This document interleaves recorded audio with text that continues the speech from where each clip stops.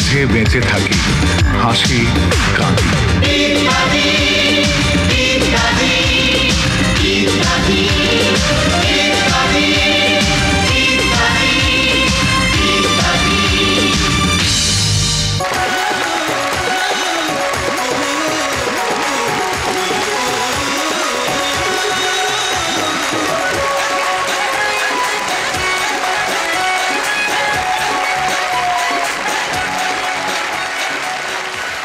এই মুহূর্তে এই মিলনায়তনে যারা বসে আছেন এবং এই মিলনায়তনের বাইরে যে যেখানে যে অবস্থায় এই অনুষ্ঠান দেখছেন, সবাইকে জানাচ্ছি সাদর সম্ভাষণ।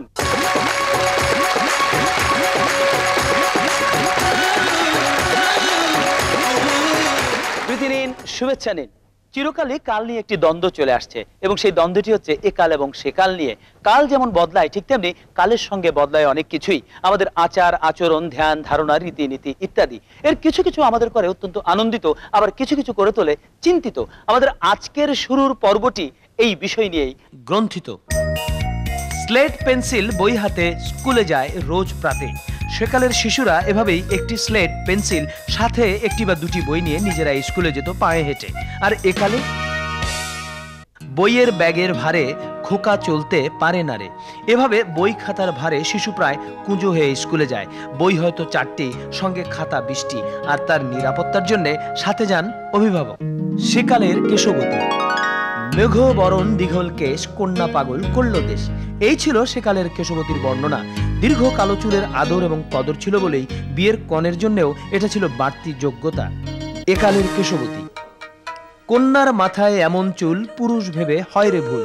এই হলো একালের কেশবতীর বর্ণনা। কৃত্রিমতার এই যুগে ইচ্ছে করলেই যে কোনো মাপের পরচুলা লাগানো যায়, তাই কষ্ট করে দীঘল চুল বানাবার দরকার কি? এখনকার মন্ত্র হলো কাটো আর ছাঁটো। সেকালের ঘোষক। সুধী দর্শকবৃন্দ, শুরু হচ্ছে আপনাদের প্রিয় অনুষ্ঠান সোনালী সন্ধ্যা। আর অনুষ্ঠানের পক্ষ থেকে আপনাদেরকে জানাচ্ছি সোনালী শুভেচ্ছা। অনুষ্ঠানের শুরুতেই প্রখ্যাত শিল্পী আলাউদ্দিন চৌধুরীর কণ্ঠে শুনবেন একটি জনপ্রিয় আধুনিক গান। একালের ঘোষক। হাই ভিউয়ার, শুরু হচ্ছে আপনাদের ফেভারিট মেলোডি শো প্রোগ্রাম সোনালী সন্ধ্যা।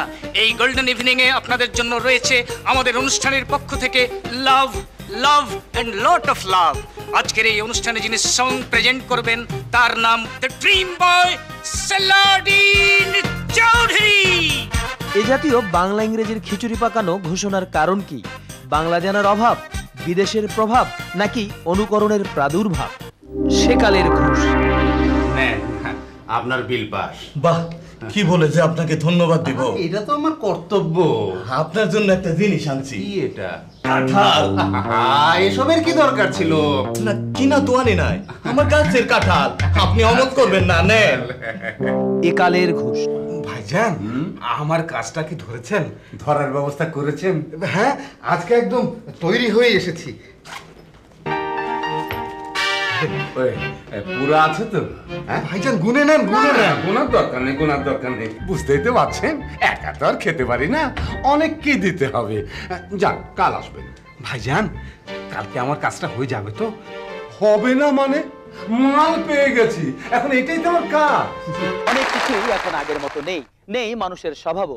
এখন কেন, কে, কি উদ্দেশ্যে কি বলেন এবং কি উদ্দেশ্যে তা পাল্টে ফেলেন সেটা বোঝা মুশকিল। আগে বলা হতো জানের চেয়ে জবান বড়, আর এখনকার বিষয় হলো স্বার্থ বুঝে কেটে পড়। সকালে আসি মাত্র অফিসে গালি খাইলাম, নিজের দোষ কেউ দেখে না। আমাকে বেলা পান থেকে শুন করছিল যত গালাগালি। একা একা বসে কি বিড়বিড় করছেন? ভিতরে যাইতেছেন তো টের পাইবেন। রোজই তো যাই, টের তো কোনোদিন পাই না। তা বুঝবেন কেমনে? করেন তো সারা বছর চামচামি। আচ্ছা ভাই, তালুকদার সাহেব বসেন কোথায়? আর কই, বসের রুম তো একটাই, এসি রুম। ঠান্ডায় বসে বসে খালি গরম দেখায়। আপনার কি ফাইল টাইল আছে নাকি? ফাইল যদি থাকে তাহলে টাকা ছাড়া ভিতরে ঢুকবেন না। ও পেটে ঘুষখোর। আরে মানুষে তো বাঘে চোখে খায়, হে আমাকে দিয়ে কাম করায় আর খায় একলা। এই অফিসার এখান থেকে না যাওয়া পর্যন্ত, বুঝছেন চাচা, আমারও কোনো শান্তি নাই।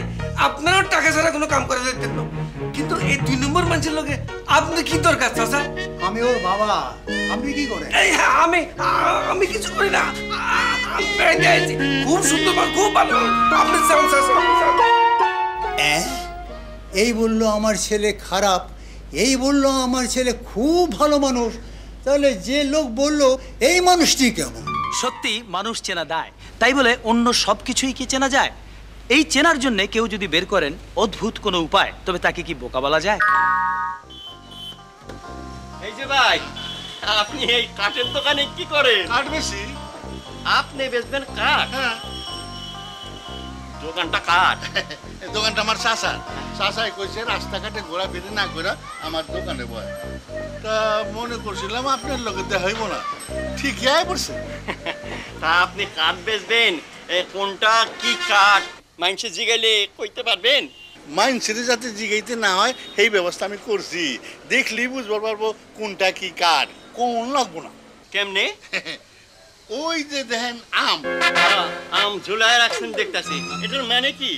ওইটা হইলে কি আম কাঠ, আর ওই যে কাঁঠাল ঝুলাই রাখছি ওইটা হইলে গিয়ে কাঁঠাল কাঠ। আর ওই জাম দেখলে বলবেন জাম কাঠ, আর ওইটা হইলে মেহগনি ফল, ওইটা মেহগনি কাঠ। বহুত কষ্ট করে জোগাড় করছি। তার মানে বৃক্ষ তোমার নাম কি, ফলে পরিচয়। হ্যাঁ, কিন্তু এখানে এত কেরোসিনের গন্ধ কেন? এই কাঠের মধ্যে কেরোসিন মেখে রাখছি যাতে শুকলি বুঝতে পারে এটা কেরোসিন কাঠ। তাইলে বৃক্ষ তোমার নাম কি সবকিছুই ফলে পরিচয় না? না, এইটা হইলো কি বৃক্ষ তোমার নাম কি তেলে পরিচয়। আচ্ছা, আপনারে কে কয় বোকা? আমি কি জানি, আমি তো কখনো কই নাই। আসলেই আজকাল অনেক কিছুতেই তেলে পরিচয় পাওয়া যায়। যে যত সমত করতে পারবো, যে যত তেল দিতে পারবো, তারই বাজার তারই দিন। শুরু করছি আমন্ত্রিত দর্শকদের জন্য পর্ব। আজকে আপনারা যারা এখানে 750 দর্শক দেখছেন, তাদের মাঝ থেকে আমরা মাত্র 5 জন দর্শককে এই পর্বের জন্য মনোনয়ন করব, এবং বরাবরের মতোই ভিন্ন প্রক্রিয়ায়। তাল, তাল শব্দটি শুনলে একটি মজাদার ফলের কথা আমাদের চোখের সামনে ভেসে ওঠে। খাদ্য হিসেবেও তাল বেশ চমৎকার। তালের শাঁস, তালের রস, তালের গুড়, তাল মিষ্টি, তাল পিঠে। তাল পিঠে খেতে মজা হলেও তাল যদি পিঠে পড়ে সেটা কিন্তু খুব একটা মজাদার জিনিস হয় না। এই তাল গাছের গাছ পাতা পর্যন্ত আমাদের কাজে লাগে। তাই আজকে যখন আপনারা এই মিলনায়তনে এসছেন, ঢোকার সময় আমাদের সহকারীরা আপনাদের সবার হাতেই এই দুঃসহ গরমে একটুখানি প্রশান্তি পাওয়ার জন্য একটি করে তাল পাখা ধরিয়ে দিয়েছেন, এবং আপনারা সেই তাল পাখা পেয়েছেন কিনা? পেয়েছেন, অনেক ধন্যবাদ। আমরা দেখতে পাচ্ছি আপনারা সবাই তাল পাখা পেয়েছেন। এবার এই তাল পাখা দিয়ে আপনারা আপন আপন শরীরে বাতাস করতে থাকুন, এবং বাতাস করার পরেই কিন্তু আমরা পেয়ে যাব আমাদের কাঙ্ক্ষিত 5 জন দর্শক। শুরু করুন তাহলে বাতাস করা।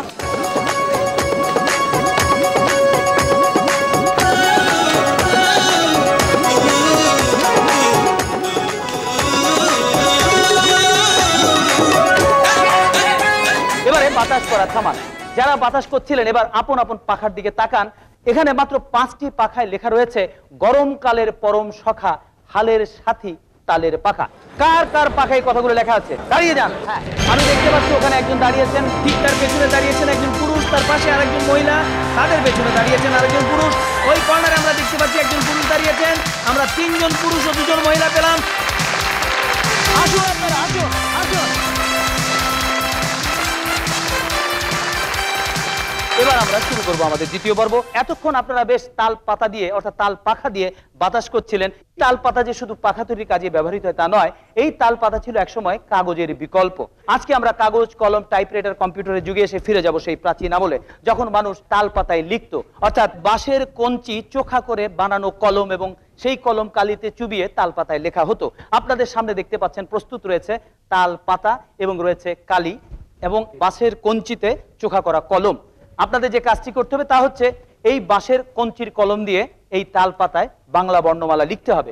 সময় হচ্ছে 20 সেকেন্ড। এই 20 সেকেন্ড সময়ের মধ্যে যে যত বেশি লিখতে পারবেন, সেখান থেকে আমরা 3 জন দর্শককে তৃতীয় পর্বের জন্য রাখবো। বাকি 2 জনকে সসম্মানে দর্শকের সারিতে চলে যেতে হবে। তাহলে আমরা শুরু করছি। 1 2 3 লেখা শুরু করে দিন।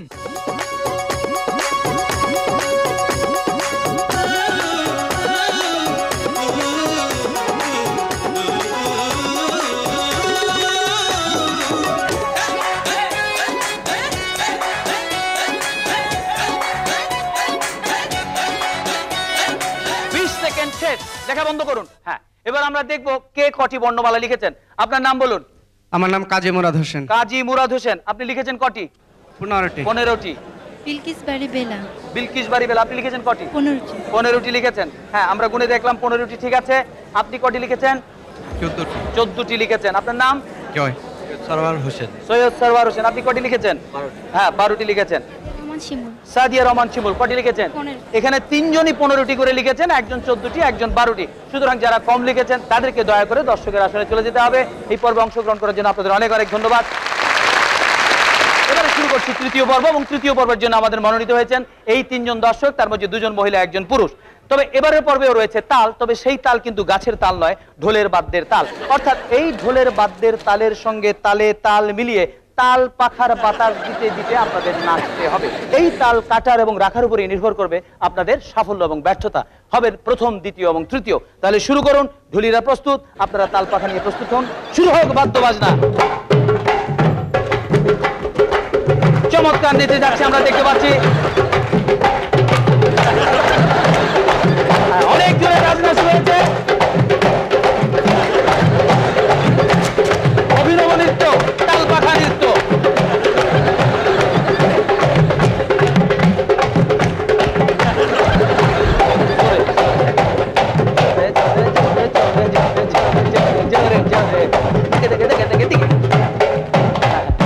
অনেক ধন্যবাদ, চমৎকার নেচেছেন আপনারা সবাই। আমরা ভেবেছিলাম প্রথম, দ্বিতীয়, তৃতীয় নির্বাচন করব, কিন্তু আপনারা চমৎকার নেচেছেন, সুতরাং সবাইকে মনে হয় যে প্রথম ঘোষণা করা যায়। এবং তাদের সবার জন্য রয়েছে কেয়া কসমেটিক্স লিমিটেডের পক্ষ থেকে আকর্ষণীয় পুরস্কার, এবং আমাদের কাছে সব সময়কার জন্য মহামূল্যবান পুরস্কার বই রয়েছে, কেয়া গিফট সামগ্রী। আর যেহেতু আপনারা এই পর্বে কেউ হয়েছেন তালোত্তম এবং কেউ হয়েছেন তালোত্তমা, তাই ইত্যাদির পক্ষ থেকে আপনাদের জন্য রয়েছে বাড়তি পুরস্কার হিসেবে একটি করে তাল।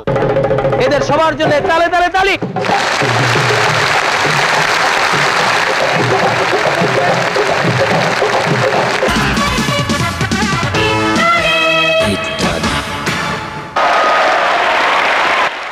লোডশেডিং শব্দটি আমাদের সবারই পরিচিত।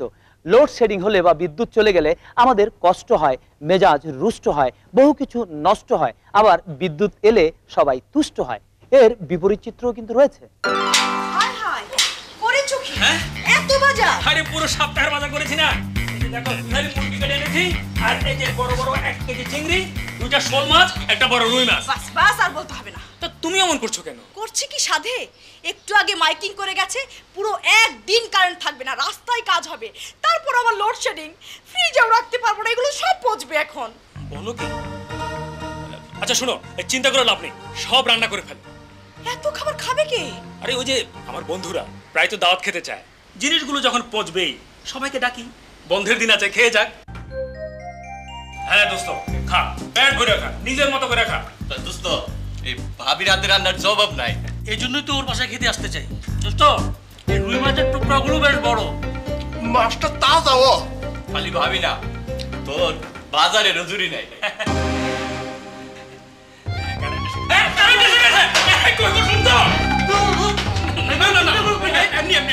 তোরা খা। এই কই গো?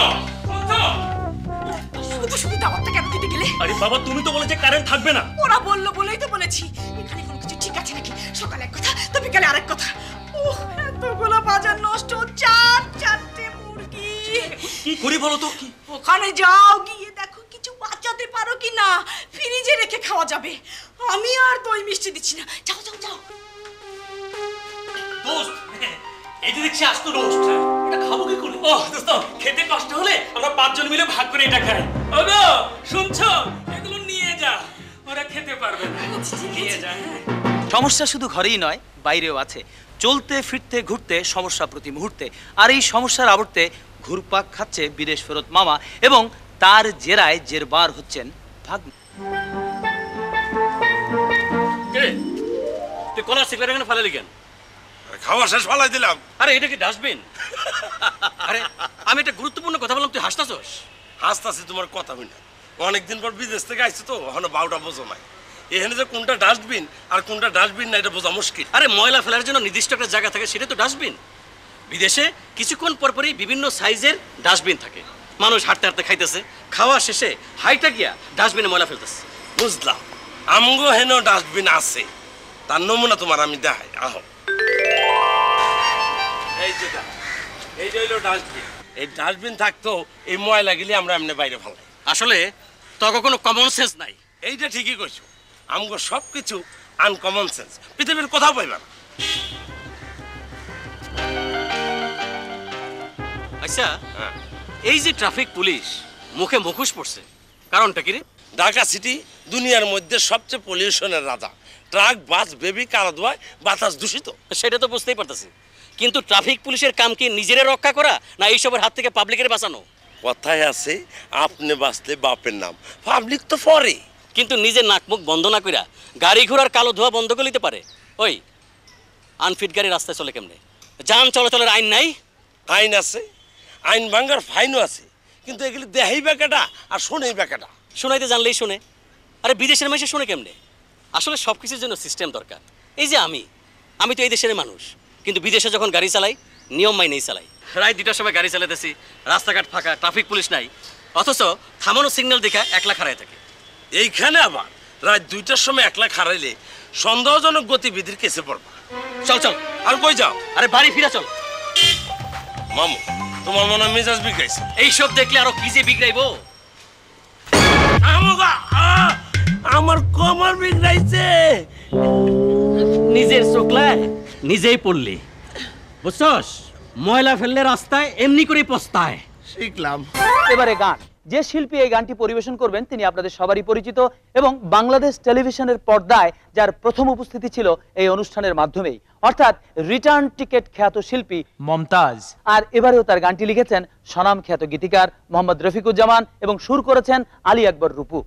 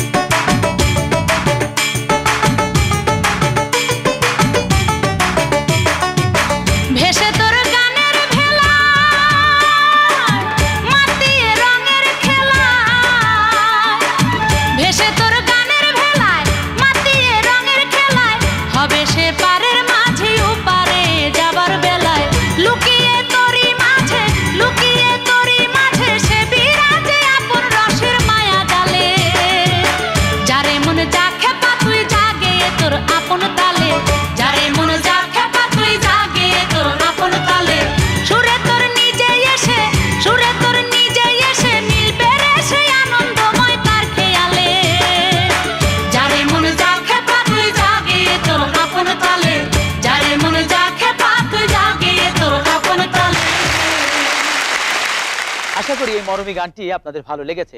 ইত্যাদি যেহেতু আপনাদের অনুষ্ঠান, তাই আপনাদের ভালো লাগা না লাগা, পছন্দ অপছন্দ ইত্যাদি মাথায় রেখেই আমরা সাজাই ইত্যাদির বিভিন্ন পর্ব। তাই বলে সবার পছন্দ কি এক হয়? অন্তত এই দৃশ্যটি দেখে তো তা মনে হয় না। চম্পা চম্পা চম্পা, তোমার জন্য কি এনেছি জানো? কি এনেছো দেখাও না।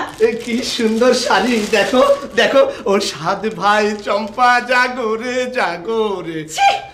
এটা একটা সুন্দর শাড়ি হলো? তোমার কোনো পছন্দ আছে? ঠিক আছে, আমি শখ করে এনেছি, তুমি একটু খুশি হও। কেন খুশি হব? এতগুলো টাকা খরচ করে কেউ এমন বিশ্রী শাড়ি কেনে? আর কিনবেই যখন আমাকে নিয়ে গেলেই পারতে। আমার তো কোনো কিছুই তোমার পছন্দ হয় না, তাই বলে সব জায়গায় সবকিছু কিনতে তো তোমাকে নিয়ে যাওয়া সম্ভব না। তাহলে কিনবে না, যা কেনার আমি কিনবো। সেদিন একটা ডিনার সেট নিয়ে এলে, ছি কি বাজে ডিজাইন। পরশু নিয়ে এলে বিছানার চাদর, এত খারাপ যে ওটা আমি আলমারিতে তুলে রেখেছি। আজ আবার নিয়ে এসেছে শাড়ি। তোমার আসলে কোনো পছন্দই নেই, কোনটা ভালো কোনটা মন্দ সেটাই তুমি বোঝো না। বলো, আজ পর্যন্ত তোমার পছন্দের কোন জিনিসটা ভালো হয়েছে? যা কিছু পছন্দ করো সব থার্ড ক্লাস। তুমিও? তার মানে? না মানে তোমাকেও তো আমি পছন্দ করেছিলাম। আসলে পছন্দের ছন্দ কেটে যায় মানসিকতার দ্বন্দ্বে। মানসিকতা সুস্থ হলেই ছন্দ, আর অসুস্থ হলেই দ্বন্দ্ব। এবারে দৃশ্যটি দেখে আপনারাই বিচার করুন, এই গৃহিণীর মানসিকতা ভালো নাকি মন্দ। রাশেদা, আকাশ। আম্মা, বলান কে আম্মা? এত ডাকতে হয় কেন? আম্মা ঘুমায় পড়ছিলাম আম্মা। রাত 12টার অবস্থায় ঘুমিয়ে পড়েছো? শোনো, তাড়াতাড়ি আকাশকে ডাকো, আর আমাদের কেয়ারটেকার সাহেব আছে না, ওনাকে ডাকো। কালকে যে বাড়ি থেকে সলিম চাচা আসছে, ওনাকে ডাকো জলদি, তাড়াতাড়ি। হ্যাঁ না, সবাই ঘুমায় রইছে আম্মা। ঘুম থেকে ডেকে তোলো। কি হলো? হ্যাঁ, এই রাত দুপুরে এমন চেঁচামেচি শুরু করলে কেন? আহা, কাজ আছে। কি হয়েছে বাপ? এই যে চাচা, এটা নেন, তাড়াতাড়ি তাড়াতাড়ি। এইগুলি আমাকে খাইতে দিলেন? হ্যাঁ, তাড়াতাড়ি খেয়ে ফেলুন। কি বলছো তুমি বৌমা? হ্যাঁ, বেশি সময় নেই, মাত্র 2-3 মিনিট আছে। কি আশ্চর্য, এই 2-3 মিনিটের মধ্যে খেতে হবে? হ্যাঁ, তাড়াতাড়ি তাড়াতাড়ি খেয়ে ফেলুন। যান, যাও, তাড়াতাড়ি যাও, তাড়াতাড়ি খেয়ে ফেলুন। ব্যাপার কি? তোমার কি মাথা খারাপ হয়ে গেল নাকি? তুমি কাজের লোকের ভয়ে সব সময় ফ্রিজে তালা দিয়ে রাখো, আর এখন মাঝরাতে ঘুম থেকে উঠে সবাইকে জুস খেতে দিচ্ছ। ইচ্ছে হলে তুমি একটা খেতে পারো। আমার তেষ্টা পেয়েছিল তো, তাই ফ্রিজ খুলে জুস খেতে গিয়ে দেখি এটার মেয়াদ 29শে জুন পর্যন্ত, অর্থাৎ 29শে জুন রাত 12টা পর্যন্ত খাওয়া যাবে। 12টার পরে মেয়াদ শেষ। বাহ, এতগুলো টাকা জিনিসটা আমি ফেলে দেবো নাকি? তাই তো ওদের সবাইকে ডেকে খাইয়ে দিলাম। বুঝতে পেরেছি। এখন চলো, ঘুমোতে চলো। আর একটা যে আছে, হ্যাঁ, এটা কি করব? ওটা এখন 12টা বেজে 1 মিনিট, ওটার মেয়াদ শেষ। দক্ষিণহালি সিমেন্ট ক্রসিং বন্দর চট্টগ্রামের অগ্রদূত কোচিং সেন্টারের পরিচালক আনিসুর রহমান তনু লিখেছেন, আমাদের শিক্ষা জীবন আদর্শলিপি অর্থাৎ বর্ণমালার বই দিয়ে শুরু হয়। বর্তমানে যেসব বই বাজারে রয়েছে তার অনেকগুলোতেই ক্ষীয় বর্ণটি নেই, অথচ সাক্ষরতা, শিক্ষা ইত্যাদি লিখতে ক্ষীয় বর্ণটি ব্যবহৃত হয়। এইসব বই পড়ে হাতে খড়ি পাওয়া কোনো শিশুকে যখন স্বাক্ষর, শিক্ষা, নিরক্ষরতা ইত্যাদি শব্দ লিখতে বলা হবে, তখন শিশুটি যদি প্রশ্ন করে বর্ণটি কোত্থেকে উড়ে আসলো, এর উত্তর আমার জানা নেই। আপনার আছে কি? না, আমাদেরও জানা নেই। তবে এটুকু জানি যে শিক্ষক শব্দটি লিখতে ক্ষীয় বর্ণটি লাগে এবং কর্তৃপক্ষ লিখতেও কিন্তু ক্ষীয় বর্ণটি লাগে। সুতরাং যেসব শিক্ষক শিশুদের এসব বই পড়ান এবং যে কর্তৃপক্ষ এসব শিশু শিক্ষার বই নিয়ন্ত্রণ করেন, তারা নিশ্চয়ই এ বিষয়টি ভালো জানেন। তারা নিশ্চয়ই বলতে পারবেন ক্ষীয় বর্ণটি ছাড়া অক্ষর শব্দটি বা লেখা হবে কি করে। ডাক্তার মোহাম্মদ আজিজুর রহমান সিদ্দিকী বাদুরতলা কুমিল্লা থেকে লিখেছেন, সিগারেটের প্যাকেটের গায়ে লেখা থাকে সংবিধিবদ্ধ সতর্কীকরণ, ধূমপান স্বাস্থ্যের জন্য ক্ষতিকর। তাই একজন চিকিৎসক হিসেবে আমার প্রস্তাব, জর্দার কৌটার গায়ে লেখা উচিত সংবিধিবদ্ধ সতর্কীকরণ, জর্দা স্বাস্থ্যের জন্য ক্ষতিকর। কালো ধোঁয়া নির্গমনকারী যানবাহনের গায়ে লেখা উচিত সংবিধিবদ্ধ সতর্কীকরণ, কালো ধোঁয়া স্বাস্থ্যের জন্য ক্ষতিকর। মাইকিংয়ের অত্যাচারে জনজীবন অতিষ্ঠ, তাই প্রতিটি মাইকের গায়ে লেখা উচিত সংবিধিবদ্ধ সতর্কীকরণ, শব্দ দূষণ স্বাস্থ্যের জন্য ক্ষতিকর। আশা করি জনপ্রিয় অনুষ্ঠান ইত্যাদিতে এই প্রস্তাবগুলো প্রচার করলে জনসচেতনতা বৃদ্ধি পাবে। আমরাও আশা করছি আপনার এই প্রস্তাবগুলো জনসচেতনতা বৃদ্ধিতে সহায়ক ভূমিকা রাখবে। তবে এর সঙ্গে বোধহয় আরও কিছু সতর্কীকরণ প্রয়োজন। যেমন ধরুন, নকল করে নির্মিত যে কোনো কিছুর গায়ে লিখে দেওয়া উচিত সংবিধিবদ্ধ সতর্কীকরণ, নকল মৌলিকতার জন্য ক্ষতিকর। আমাদের কাছে চিঠি লেখার ঠিকানা পরিচালক ইত্যাদি, জিপিও বক্স নম্বর 2674, জিপিও, ঢাকা 1000। ধন্যবাদ। এবারে গান। সঙ্গীত রসিক মাত্রই জানেন যে গানের ভুবন হচ্ছে বিশাল এবং বৈচিত্র্যময়। ইত্যাদির চেষ্টা থাকে কথা, সুর, শিল্পী নির্বাচন এবং দৃশ্যায়নে এর কিছুটা হলেও তুলে ধরা, যাতে দর্শকদের উপহার দেওয়া যায় একটি মানসম্পন্ন গান। তারই ধারাবাহিকতায় আমাদের এবারে শিল্পী নিয়াজ মোহাম্মদ চৌধুরী এবং শাকিলা জাফর। নিয়াজ মোহাম্মদ চৌধুরী।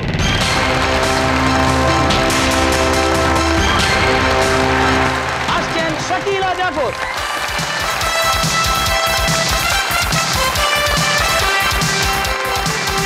এই দুজন শিল্পী আজকের অনুষ্ঠানে গেয়েছেন একটি ভিন্ন ধর্মী দ্বৈত সঙ্গীত। জানতে চাইলাম নিয়াজ মোহাম্মদ চৌধুরীর কাছে, কেমন লেগেছে আপনার এই গানটি গাইতে? আমার খুব ভালোই লেগেছে। এর আগে আমি আর শাকিল জাফর আমরা এ ধরনের ব্যতিক্রম ধর্মী গান আমরা করিনি, আমরা একটু ক্ষুদ্র প্রচেষ্টা করেছি মাত্র। অনেক ধন্যবাদ। জানতে চাইলাম শাকিলার কাছে। আমার তো খুবই ভালো লেগেছে, সবচেয়ে ভালো লেগেছে নিয়াজ ভাইয়ের সাথে গাওয়া একটা অনেক বড় সম্মানের ব্যাপার, এবং গানটা একটু ভিন্নধর্মী, আর দর্শক শ্রোতারাই বলতে পারবে গানটা কেমন, শুনে দেখুন। অনেক ধন্যবাদ শাকিলা জাফর। আর আপনাদের জন্য এই গানটি লিখেছেন গীতিকার লিটন অধিকারী রিন্টু এবং সুর করেছেন আলী আকবর রূপু।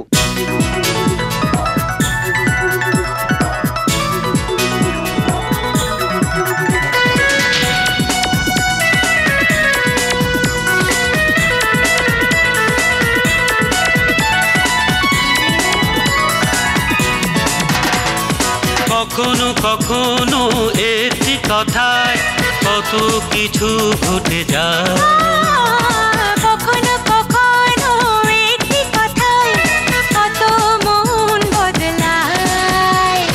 ভালোবাসা শুরু হয়ে শেষ হয়ে যায়, শেষ হয়ে যায়, শেষ হয়ে যায়। কখনো কখনো একটি কথায় কত কিছু ঘটে যায়।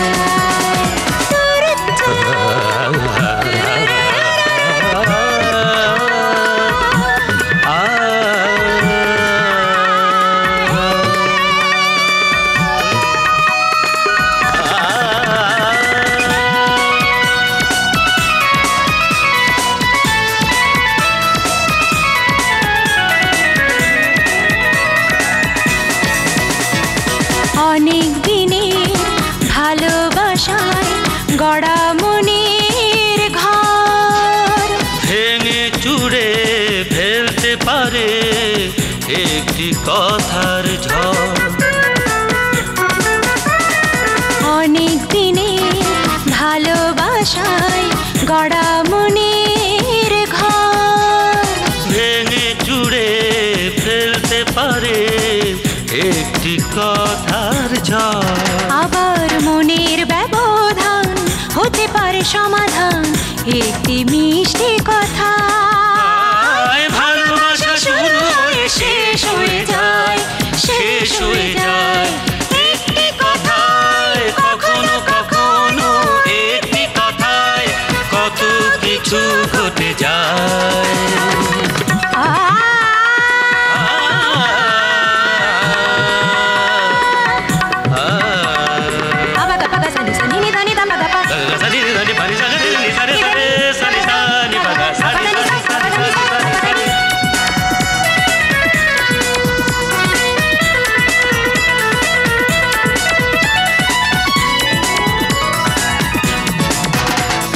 কথার দোষে কাছের মানুষ হতে পারে পর, কথার গুণে আপন হয়ে রয় সে জীবন ভর।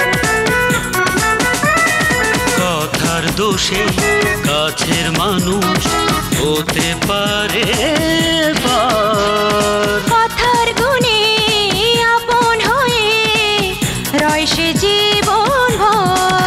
আবার সুখের পরিবেশ হতেও পারে শেষ একটি তিক্ত কথা। ভালোবাসা শুরু হয়ে শেষ হয়ে যায়, শেষ হয়ে যায় একটি কথায়। কখনো কখনো একটি কথায় কত কিছু ঘটে যায়। কখনো কখনো একটি কথায় কত মন বদলায়। ভালোবাসা শুরু হয়ে শেষ হয়ে যায়, শেষ হয়ে যায়, শেষ হয়ে যায়। কখনো কখনো একটি কথায় কত কিছু ঘটে যায়।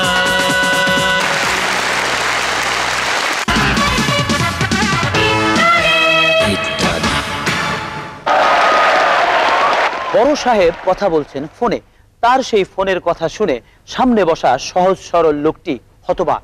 কিন্তু কেন, দেখা যাক। হ্যালো, হ্যাঁ কে? সুমি? হ্যাঁ বলো, কি খবর? ও না আমার আজকে আসতে দেরি হবে। হ্যাঁ শোনো, ময়না টিয়ার খবর কি? টিয়ারে ঠিক মতো টাইমলি খাওয়ান দিছো? ও আচ্ছা, বান্দরটার কি অবস্থা? কোনো ডিস্টার্ব করে নাই তো আজকে? তা ছাগলটা কি করতেছে? ওইটারে লয়ে যে আমার কি হবে? আর ওই গাধাটা কি করতেছে? ওটা কি ভিতরে আছে না বাইরে? ও আচ্ছা আচ্ছা, তো ঠিক আছে। হ্যাঁ তুমি সব দিকে খেয়াল রেখো। আমি এখন রাখি, ওই সামনে আমার এক ভদ্রলোক বসে আছে। হ্যাঁ পরে কথা বলবো। আচ্ছা খোদা হাফেজ। হ্যাঁ হ্যাঁ, তো বলেন। স্যার আপনি খুব শৌখিন মানুষ, তাই না? কেন? মানুষে থাকুনের জন্য ঘর পায় না, আর আপনি ঘরে চিড়িয়াখানা বানায় তুইছেন। এই খবর আপনার দিল কেন? কেন, নিজে কানেই তো শুনলাম। টিয়া, ময়না, বান্দর, ছাগল, গাধা। আচ্ছা স্যার একটা কথা, এই চিড়িয়াখানায় তো বেশি গাধা নাই, ওইটারে বাসায় না রাখা চিড়িয়াখানায় দিয়া দেন। আপনারও বেজাল কমবো আর মানুষেরও উপকার হইব। ধর্মিয়া না যাই না শোনা কথা কইবেন না। আমি কি কইছি যে আমি পশু পাখি পালি? হ্যাঁ, ময়না আর টিয়া কেটা জানেন? কেটা স্যার? ময়না হইল কি আমার বড় মাইয়া, আর টিয়া হইল আমার ছোট। ডাক্তার ওরে কইছে টাইমলি খাওয়ান দিতে, তাই বউরে টেলিফোন করে কইলাম যে খাওয়ানটা দিছে কিনা। হ্যাঁ, আর বড় মাইয়া তো সারাদিন ঘরের মধ্যে বন্দিই থাকে। কেন স্যার কেন? ওই যে কইলাম বান্দর, ওই বান্দরের জ্বালায়। আমার পাশের বাসায় একটা বান্দর পোলা আছে, ওটা সারাটা দিন আমার মায়েটারে জ্বালায়। কি করুম, ভদ্রলোক মানুষ, ইজ্জতের ভয়ে মুখ সামলাইয়া রাখি, মায়েটারও ঘরের মধ্যে বন্দি করে রাখি।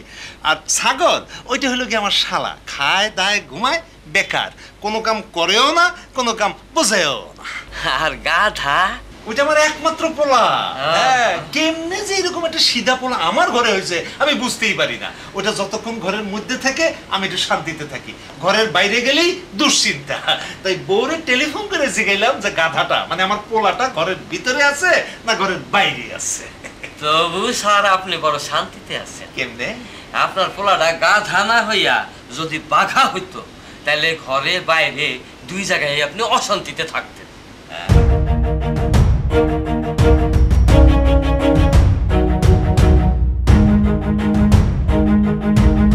হিরে। আমাদের আজকের বিদেশি প্রতিবেদনের বিষয় হচ্ছে এই মহামূল্যবান হীরের উপর।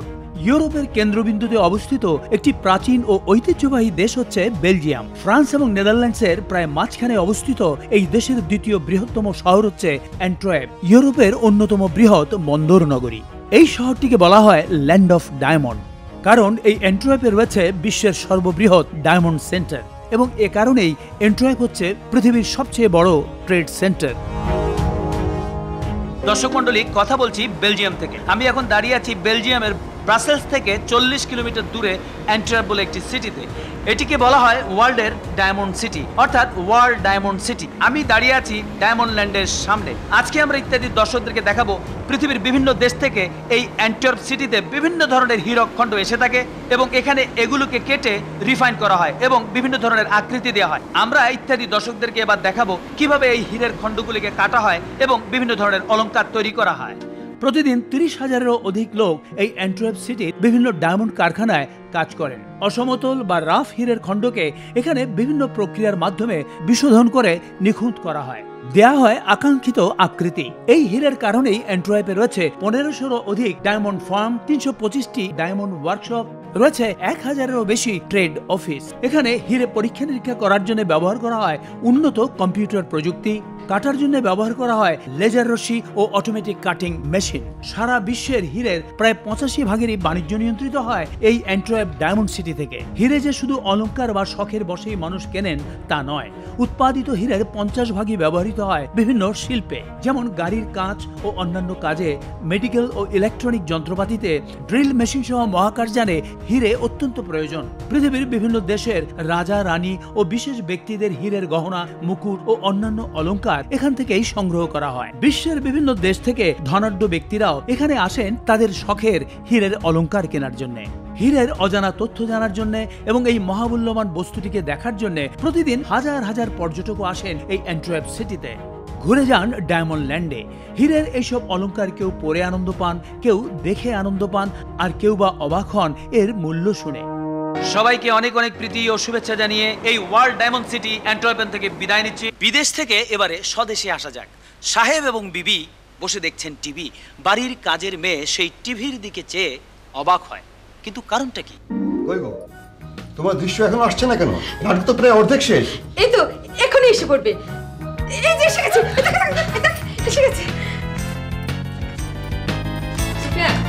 শোন তাড়াতাড়ি ঘরদের গুছিয়ে রান্নাটা চড়িয়ে দে, খেয়ে দেবার আমরা একটু বের হবো, তাড়াতাড়ি কর। আম্মা কামটা তো আমারে দিলেও পারতেন, আমি ভালো করতে পারতাম। সারাদিন ধরে তো আমি এই কামই করি। চুপ কর। আচ্ছা, এই চরিত্রটি করে তুমি কত টাকা পেলে? 2000 টাকা পেয়েছি। দেখেন আম্মা, এই এর দূর কাম করে আপনি 2000 টাকা পাইছেন, আর আমি সারা মাস ধরে কাম করে পাই 200 টাকা। আমারে আপনাকে তাহলে লই আলোন। সব কাজ সবাইকে দিয়ে হয় না, নাটক দেখ। এখানে তো নাটক চলছে পর্দায়, আর এদিকে বাস্তব নাটকে ঘুমন্ত নানা। কিন্তু নাতি কি শুনে কারো মানা? নাতির খোঁচা খেয়ে নানা চোখ মেলেছে, যতই হুঙ্কার ছাড়ে নাতির প্রশ্ন ততই বাড়ে।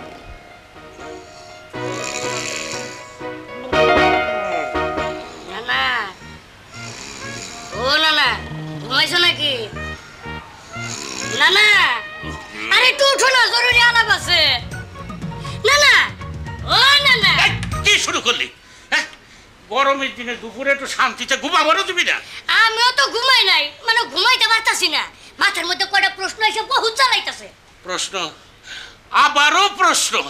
এই আমারে ঘুমের থেকে ডাইকে তুইলে তোর প্রশ্ন করতে হবে? হ্যাঁ, যা, আজ আমি তোর কোনো প্রশ্নের উত্তর দেবো না। ভাগে গেতে না সারা, তুমি হ্যাঁ কইছো কোন দিন, আর কই ভাইবা কেমনে? তুমি তো না না, যার মানে হলো নো নো, একেবারে ডাবল নেগেটিভ। এই এদিকে, মার বাপরে নানা কবে নাকি দাদা কবে নাকি? অন্য কিছু তো হইতে পারতো। এই যে দেখো, দাদা, কাকা, মামা, চাচা, এগুলো কোনো কিছুর ভিতরে না নাই।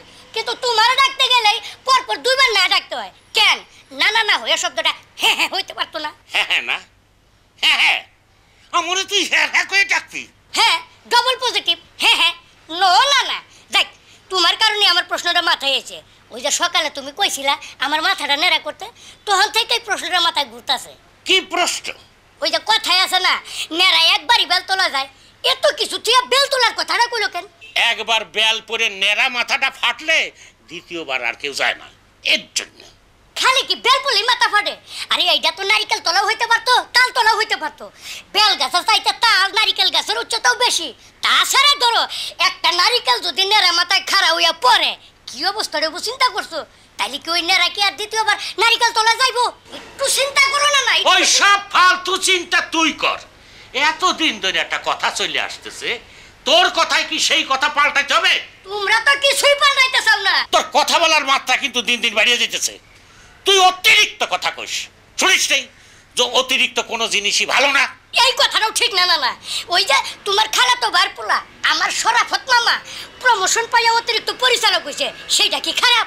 দেশে কত অতিরিক্ত পরিচালক, অতিরিক্ত সচিব, অতিরিক্ত জেলা প্রশাসক, অতিরিক্ত ইঞ্জিনিয়ার আছে, সবই কি খারাপ? তুই চুপ করবি না মাইর খাবি? এইবার কিন্তু না তুমিও অতিরিক্ত রাগ করতেছো। এই অতিরিক্ত রাগও ভালো না। ইত্যাদিতে মাঝে মাঝে আমরা দেশি বিদেশি সাম্প্রতিক জনপ্রিয় গানের প্যারোডি করে থাকি। সারা বিশ্বের শিল্প সাহিত্যেই রসাত্মক, ব্যঙ্গাত্মক এবং শ্লেষাত্মক গানের প্যারোডি একটি স্বীকৃত বিষয়। তাই আমরা পুরো গানটির সুর নিয়ে, কখনো বা সুরের ছায়া নিয়ে সমাজের বিভিন্ন অসঙ্গতির উপরে প্যারোডি রচনা করি। এবারেও তেমনই একটি প্যারোডি গান, যেটি লিখেছেন মোহাম্মদ রফিকুজ্জামান এবং আলী আকবর রূপুর সঙ্গীতে, নৃত্যের নানান ভঙ্গিতে এই গানে যাদের দেখবেন তারা ইত্যাদির নিয়মিত নৃত্যশিল্পী।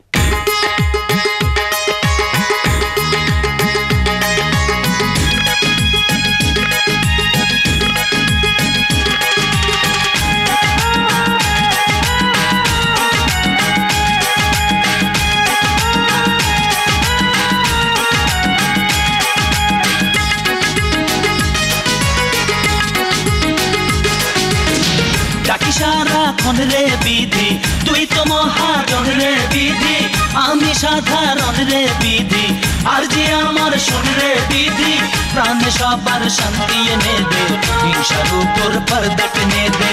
ডাকি সারাক্ষণ রে বিধি, তুই তো মহাজন রে বিধি, আমি সাধারণ রে বিধি, আর যে আমার শোন রে বিধি, চলতে শেখা ঠিক পথে রে, ধৈর্য দে রে, সহ্য দে রে, দুর্নীতি বাঁচ লোকজনে রে, ভালো হতে শিক্ষা দে রে, সন্ত্রাসীদের চোখ খুলিয়ে, বোমা বন্দুক দে ভুলিয়ে, প্রাণে সবার শান্তি এনে দে, হিংসার উপর পর্দা টেনে দে।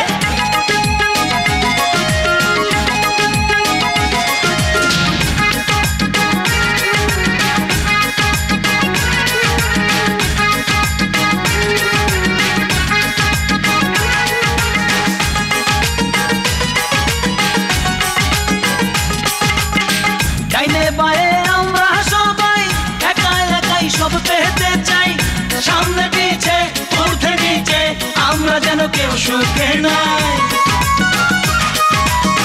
ডাইনে বায়ে আমরা সবাই একা একাই সব পেতে চাই সামনে পিছে ঊর্ধ্বে নিচে আমরা যেন কেউ সুখে নাই সর্বশক্তি মানরে বিধি বেলা সমাধান রে বিধি মন থেকে ধ্বনি করে দে সুস্থ সমাজ দে করে দে প্রাণে সবার শান্তি এনে দে হিংসার উপর পর্দা টেনে দে আমি সাধারণ রে বিধি আর জি আমার শোন রে বিধি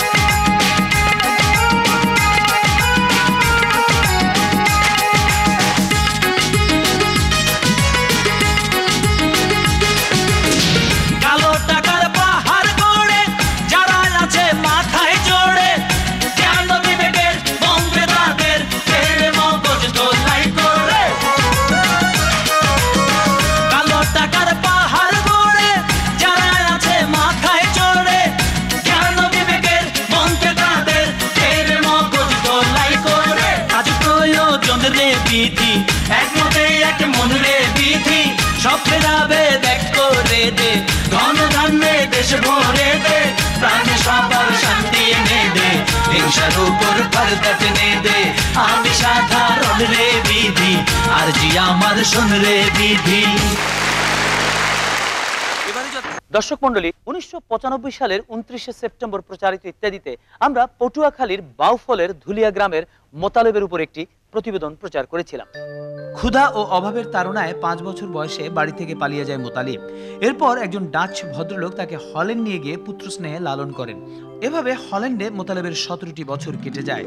1994 সালে স্ত্রী দুশিকে নিয়ে সে বাংলাদেশে আসে এবং দীর্ঘ 1.5 যুগ পরে সে খুঁজে পায় তার পরিবারকে।